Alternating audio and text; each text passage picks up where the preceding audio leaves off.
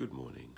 It's Tuesday, it's the 30th of March, and just a few thoughts at the beginning of the day. I've been thinking quite a bit about the passage I read from Julian of Norwich yesterday, which talked about prayer as not just a list of intercessions, but about carrying ourselves and what is in our hearts and resting in God. I found that very helpful because sometimes in this situation, it's hard to know how to pray. How we pray for people who we know who may be ill, how we pray for the general situation, and how we entrust those who have died to God. The truth is that what we can do is carry those things in our hearts and place our hearts in God's love. And then we and those concerns are enfolded in that love.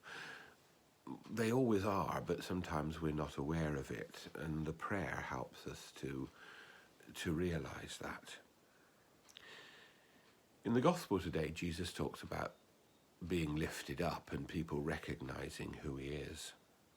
And that's another aspect of prayer. In our prayer, in our worship, we lift up Jesus, we lift up God, and we realize that we are coming into a relationship with someone who is greater and more loving than we can imagine, but whose love transforms us.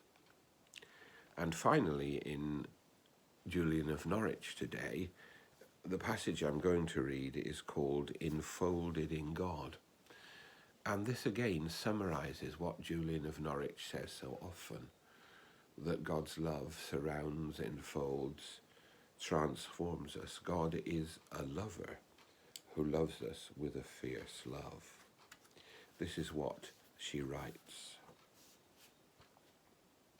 We pray to God because of his holy body and precious blood, his blessed passion and his most dear death and wounds.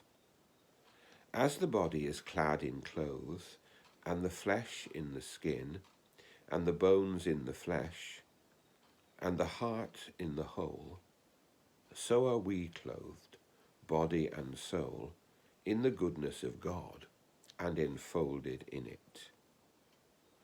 Our lover desires that our soul should cling to him with all its might, and that we should ever hold fast to his goodness. For this, above all else, pleases God and strengthens the soul. He who made man for love will by that same love restore him to his former blessedness, and yet more.